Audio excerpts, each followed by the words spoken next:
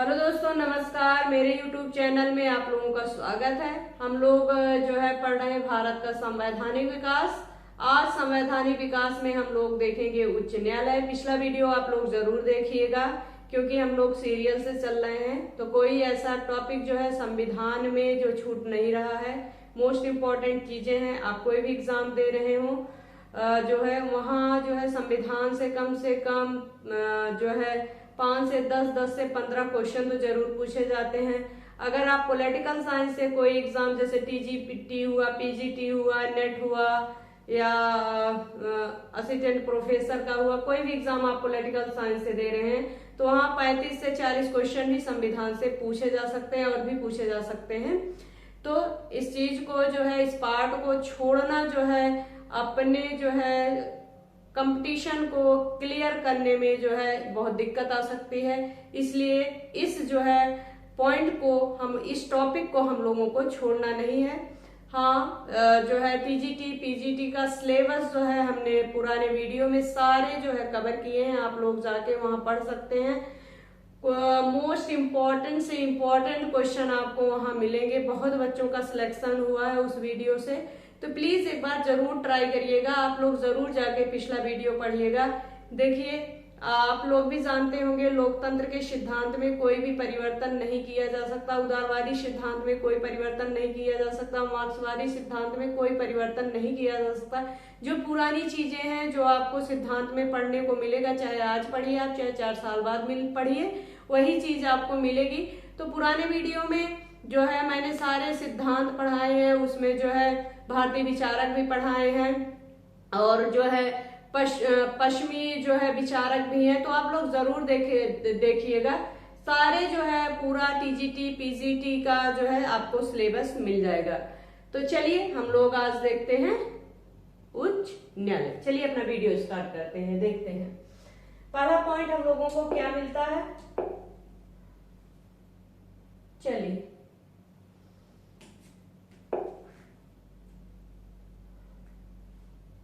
हाँ, पहला पॉइंट क्या है? अंडमान एवं निकोबार द्वीप समूह किस उच्च न्यायालय के क्षेत्राधिकार के अंतर्गत आता है? अंडमान एवं निकोबार द्वीप समूह जो है किस क्षेत्राधिकार के अंतर्गत आता है? किस न्यायालय के क्षेत्राधिकार के अंतर्गत आता है? अंडमान एवं निकोबार द्वीप समूह जो है किस उच्च न्यायालय के क्षेत्राधिकार के अंतर्गत आता है? क्वेश्चन पूछा जा सकता है, आप लोग जरूर ध्यान दीजिएगा इस चीज पर। अंडमान एवं निकोबार द्वीप समूह जो है किस उच्च न्यायालय के क्षेत्राधिकार के अंतर्गत आता है? तो किसके अंतर्गत आता है? कलकत्ता उच्च न्यायालय के क्षेत्राधिकार के अंतर्गत आता है। अंडमान एवं निकोबार द्वीप समूह जो है कलकत्ता उच्च न्यायालय के क्षेत्राधिकार के अंतर्गत आता है। कलकत्ता उच्च न्यायालय के क्षेत्राधिकार के अंतर्गत आता है अंडमान एवं निकोबार द्वीप समूह। आप लोग समझ गए होंगे। आगे बढ़ते हैं, अंडमान एवं निकोबार द्वीप। आगे बढ़ते हैं, पहला देखते हैं। दूसरा पॉइंट देखते हैं हम लोग। उच्च न्यायालय के न्यायाधीशों के वेतन और भत्ते किस निधि से दिए जाते हैं? उच्च न्यायालय के जो है वेतन और भत्ते किस जो है निधि से दिए जाते हैं? उच्च न्यायालय के न्यायाधीशों को वेतन और भत्ते जो है किस निधि से दिए जाते हैं? तो किस निधि से दिए जाते हैं? राज्य की संचित निधि से। राज्य की संचित निधि से जो है उच्च न्यायालय के न्यायाधीशों को वेतन और भत्ते दिए जाते हैं। उच्च न्यायालय के न्यायाधीशों को वेतन और भत्ते जो है राज्य की संचित निधि से दिए जाते हैं। आप लोग समझ गए होंगे। अगला पॉइंट देखते हैं। उच्चतम न्यायालय के निर्णय से पूर्व किस उच्च न्यायालय ने यह निर्णय दिया है कि एक ही बार में 3 बार तलाक कहने से तलाक होना गैर कानूनी है? मोस्ट इम्पोर्टेंट क्वेश्चन एग्जाम में पूछा जा सकता है।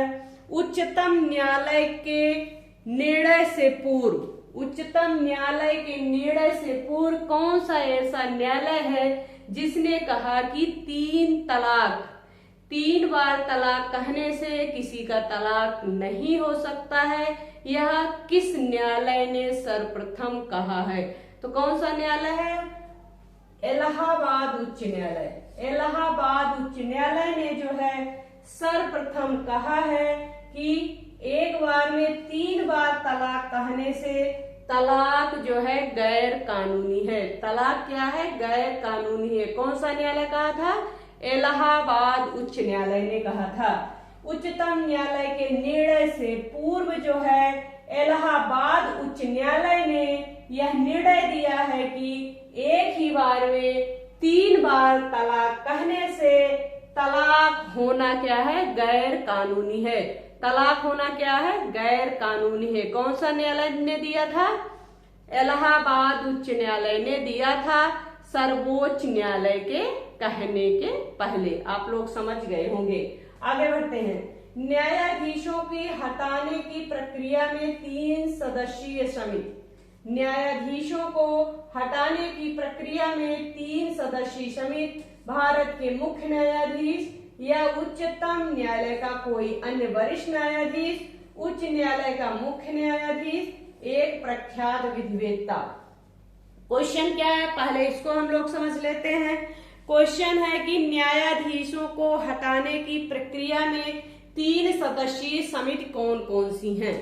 न्यायाधीशों को हटाने, उच्च न्यायालय के न्यायाधीशों की हटाने की प्रक्रिया में 3 सदस्यीय समिति कौन कौन सी हैं? तो पहला आएगा भारत के मुख्य न्यायाधीश या उच्चतम न्यायालय का कोई अन्य वरिष्ठ न्यायाधीश, उच्च न्यायालय का मुख्य न्यायाधीश, एक प्रख्यात विधिवेत्ता। आप लोग समझ गए होंगे। आगे बढ़ते हैं हम लोग। चलिए, जब सर्वोच्च न्यायालय किसी व्यक्ति अथवा संस्था को उसके दायित्व को निर्वहन हेतु रिट जारी करता है तो उस लेख को क्या कहते हैं? मोस्ट इंपॉर्टेंट क्वेश्चन, अक्सर एग्जाम में यह पॉइंट पूछा जाता है। एक बार हम इस पॉइंट को फिर से समझने का प्रयास करते हैं हम लोग। जब सर्वोच्च न्यायालय जो है किसी व्यक्ति अथवा संस्था को उसके दायित्व के निर्वहन हेतु रिट जारी करता है तो उस लेख को क्या कहते हैं? दायित्व के निर्वहन हेतु जब रिट जारी किया जाता है सुप्रीम कोर्ट द्वारा तो उसे क्या कहते हैं? परमादेश। क्या कहा जाता है? परमादेश। क्या कहा जाता है? परमादेश। जब सर्वोच्च न्यायालय किसी व्यक्ति अथवा संस्था को उसके दायित्व हेतु निर्वहन हेतु रिट जारी करता है तो उस लेख को क्या कहते हैं? परमादेश कहते हैं। आप लोग समझ गए होंगे। आगे बढ़ते हैं। भारत में उच्च न्यायालयों की कुल संख्या कितनी है? भारत में उच्च न्यायालयों की कुल संख्या कितनी है? 25। भारत में उच्च न्यायालयों की कुल संख्या कितनी है? 25 है। संपत्ति का अधिकार वर्तमान में वैधानिक अधिकार है जिसकी रक्षा के लिए उच्च न्यायालय जो है रिट जारी कर सकता है। पहली बात तो क्वेश्चन पूछा जाता है संपत्ति का जो अधिकार है वह कौन सा अधिकार है? वैधानिक अधिकार है या संवैधानिक अधिकार है? तो आंसर क्या होगा? संपत्ति का जो अधिकार है वह कौन सा अधिकार है? वैधानिक अधिकार है। कौन सा अधिकार है? वैधानिक अधिकार है। इसे संवैधानिक अधिकार नहीं माना जाता है। कौन सा अधिकार माना जाता है? संपत्ति का अधिकार एक वैधानिक अधिकार है जिसकी रक्षा के लिए जो है उच्च न्यायालय क्या कर सकता है? रिट जारी कर सकता है। जिसकी रक्षा के लिए जो है उच्च न्यायालय रिट जारी कर सकता है। आप लोग समझ गए होंगे। आगे बढ़ते हैं। राज्य के उच्च न्यायालयों का मुख्य क्षेत्राधिकार के अंतर्गत कौन सा अधिकार नहीं आता है? मोस्ट इंपॉर्टेंट, राज्य के उच्च न्यायालय का मुख्य क्षेत्राधिकार के अंतर्गत जो है कौन सा अधिकार नहीं आता है? मोस्ट इंपॉर्टेंट, आप लोग जरूर बताने का प्रयास करिएगा। राज्य को जो है उच्च न्यायालय का मुख्य क्षेत्राधिकार के अंतर्गत कौन सा अधिकार नहीं आता है? मोस्ट इंपॉर्टेंट, परामर्श संबंधी क्षेत्राधिकार। परामर्श संबंधी क्षेत्राधिकार जो है उच्च न्यायालय के क्षेत्राधिकार के अंतर्गत नहीं आता है। कौन सा अधिकार? परामर्श संबंधी क्षेत्राधिकार जो है उच्च न्यायालय का जो है मुख्य क्षेत्राधिकार के अंतर्गत नहीं आता है। आप लोग समझ गए होंगे। आगे बढ़ते हैं। अधीनस्थ न्यायालयों की कार्य पद्धति का परीक्षण कौन सी याचिका करती है? अधीनस्थ न्यायालयों की कार्य पद्धति का परीक्षण जो है कौन सी याचिका करती है? मोस्ट इंपॉर्टेंट क्वेश्चन, ध्यान से सुनिएगा आप लोग। क्वेश्चन क्या है? अधीनस्थ न्यायालयों की कार्य पद्धति का परीक्षण जो है कौन सी याचिका करती है? आप लोग आंसर देने का पहले प्रयास करिएगा। अधीनस्थ न्यायालयों की कार्य पद्धति का परीक्षण जो है कौन सी याचिका करती है? तो कौन सी याचिका करती है? उत्प्रेषण। कौन सी याचिका करती है? उत्प्रेषण याचिका करती है अधीनस्थ न्यायालयों की कार्य पद्धति का परीक्षण। अधीनस्थ न्यायालयों की कार्य पद्धति का परीक्षण जो है कौन सी याचिका करती है? तो कौन सी याचिका करती है? उत्प्रेषण याचिका करती है। आप लोग यहां तक समझ गए होंगे, इसके आगे हम लोग बढ़ते हैं। चलिए,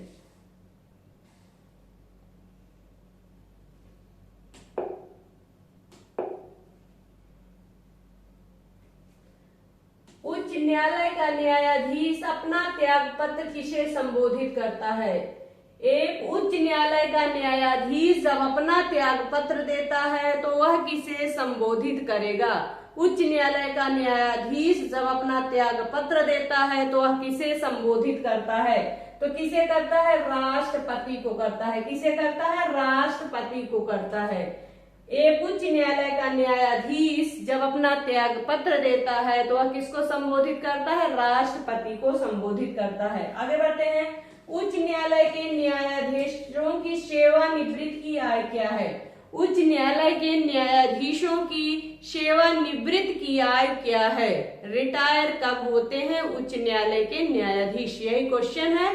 तो किस आय में जो है रिटायर होते हैं? 62 वर्ष की आय में जो है उच्च न्यायालय के न्यायाधीश जो है रिटायर हो जाते हैं।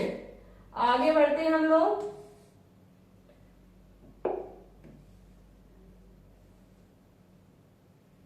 चलिए, उच्च न्यायालय के न्यायाधीश जो है कितने वर्ष में रिटायर हो जाते हैं? 62 वर्ष में। कितने वर्ष में? 62 वर्ष में। मूल अधिकारों का संरक्षण जो है उच्च न्यायालय और उच्चतम न्यायालय दोनों की अधिकारिता में आता है। अगर क्वेश्चन पूछा गया क्या मूल अधिकारों की रक्षा जो है उच्च न्यायालय और उच्चतम न्यायालय दोनों के अधिकारिता के क्षेत्र में आता है, तो आपका आंसर क्या होगा? हाँ, जो है मूल अधिकारों का संरक्षण जो है उच्च न्यायालय और उच्चतम न्यायालय दोनों के जो है अधिकारिता क्षेत्र के अंतर्गत आता है। अधिकारिता क्षेत्र के अंतर्गत क्या आता है? मूल अधिकारों का संरक्षण जो है उच्च न्यायालय और उच्चतम न्यायालय दोनों के अधिकारिता के क्षेत्र में आता है। अधिकारिता के अंतर्गत आता है कौन? मूल अधिकारों का संरक्षण जो है उच्च न्यायालय और उच्चतम न्यायालय दोनों के आधिकारिक क्षेत्र में आता है। आप लोग समझ गए होंगे। आगे बढ़ते हैं। भारत के संविधान के अनुसार जिला न्यायाधीश के अंतर्गत कौन सम्मिलित नहीं होता है?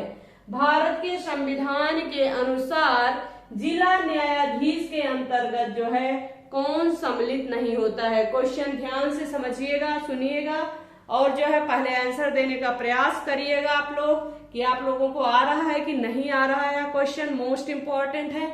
यहीं से अक्सर एग्जाम में क्वेश्चन पूछा जाता है, क्योंकि जो बच्चे होते हैं ना इस पार्ट पर कम ध्यान देते हैं। राज्य से ही क्वेश्चन ज्यादा पूछा जाता है, तो प्लीज आप लोग जरूर ध्यान से समझने का प्रयास करिएगा। भारत के संविधान के अनुसार जो है जिला न्यायाधीश के अंतर्गत कौन सम्मिलित नहीं होता है? कौन सम्मिलित नहीं होता? अधिकरण न्यायाधीश। अधिकरण न्यायाधीश जो है जिला न्यायाधीश के अंतर्गत सम्मिलित नहीं होता है। चलिए हम लोग जो है कुछ अनुच्छेद देख लेते हैं। क्या देखते हैं? अनुच्छेद उच्च न्यायालय से संबंधित जो मोस्ट इम्पोर्टेंट है, एग्जाम में पूछा जाता है, उन्हीं अनुच्छेदों पर हम लोग चर्चा और परिचर्चा करेंगे, देखने का समझने का प्रयास करेंगे। चलिए समझने का प्रयास करते हैं हम लोग मिलकर। अनुच्छेद है, विषय वस्तु है। अनुच्छेद है, विषय वस्तु है। उच्च न्यायालय से संबंधित अनुच्छेद, उच्च न्यायालय से संबंधित अनुच्छेद है। अनुच्छेद विषय वस्तु है। अनुच्छेद 214 हम लोग देखते हैं। अनुच्छेद 214। अनुच्छेद 214 में क्या है आप लोग बताइएगा। अनुच्छेद 214 में क्या है? राज्यों के लिए उच्च न्यायालय की व्यवस्था। अनुच्छेद 214 में क्या है? राज्यों के लिए जो है उच्च न्यायालय की व्यवस्था।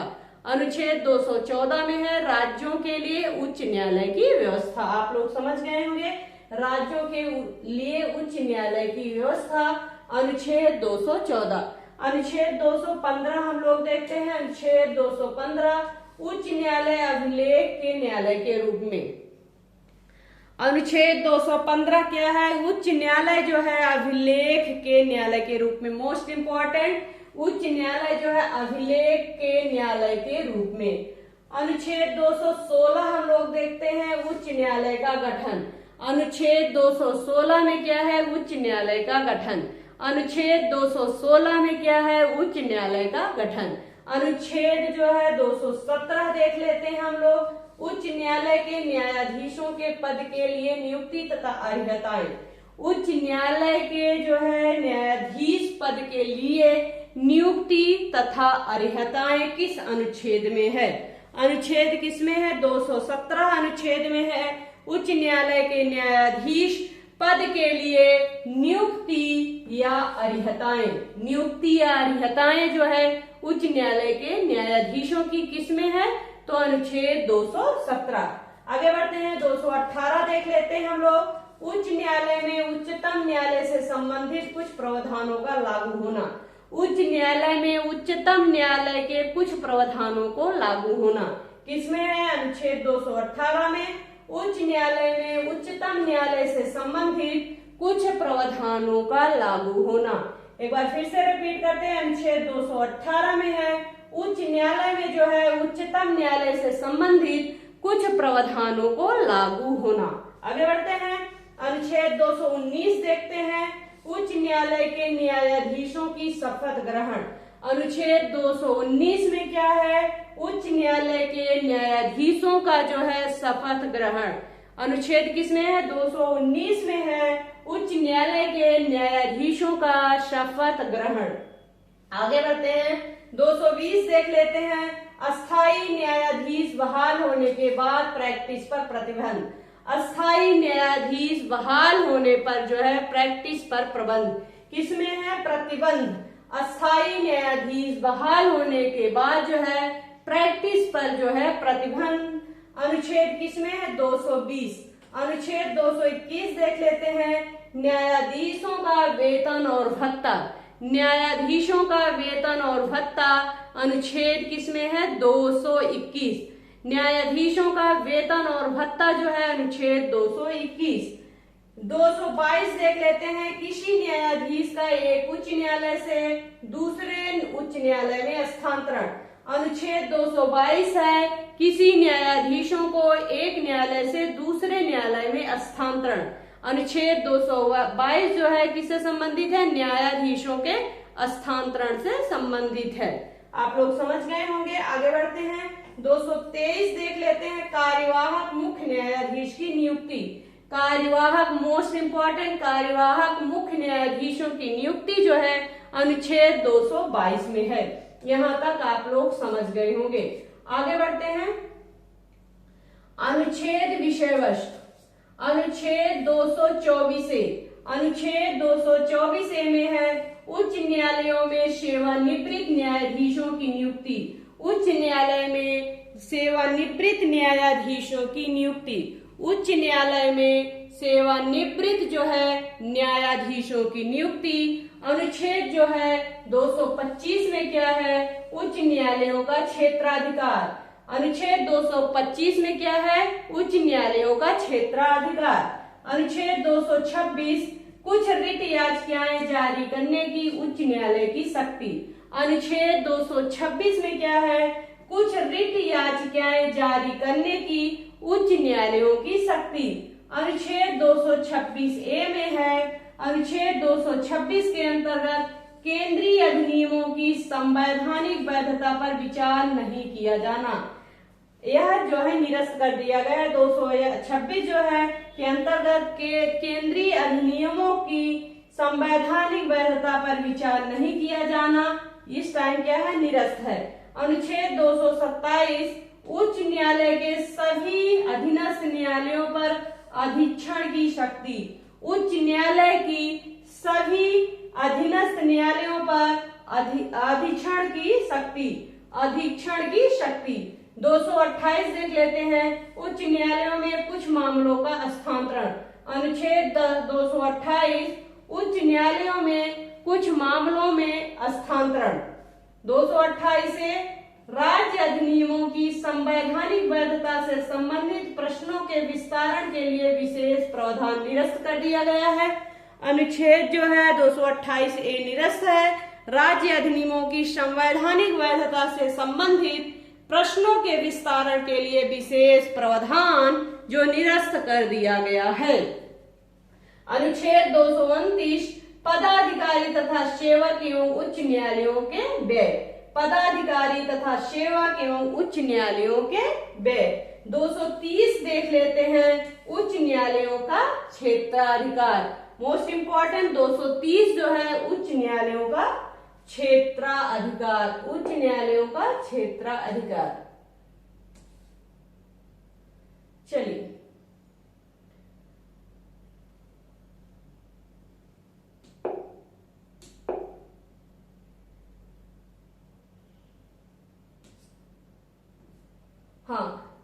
अनुच्छेद 223 कार्यवाहक मुख्य न्यायाधीश की नियुक्ति। मोस्ट इंपॉर्टेंट है अनुच्छेद 223 कार्यवाहक जो है मुख्य न्यायाधीश की नियुक्ति। कार्यवाहक मुख्य न्यायाधीश की नियुक्ति अनुच्छेद 223।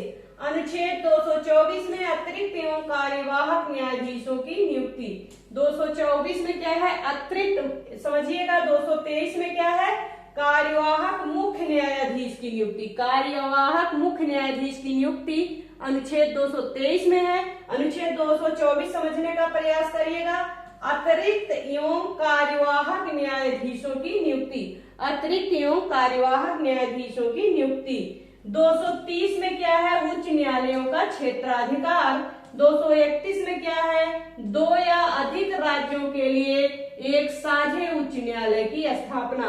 231 में क्या है, 2 या अधिक राज्यों के लिए एक साझे उच्च न्यायालयों की स्थापना।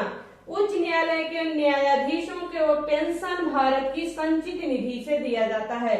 उच्च न्यायालयों के न्यायाधीशों को जो पेंशन है, पेंशन कहाँ से दिया जाता है, भारत की संचित निधि से। भारत की संचित निधि से जो है उच्च न्यायालयों के न्यायाधीशों को जो है पेंशन दिया जाता है। तो इसके आगे हम लोग कल पढ़ेंगे। आज का वीडियो जो है आप लोग ध्यान से देखिएगा और मेरे लिए चैनल को शेयर जरूर करिएगा। धन्यवाद।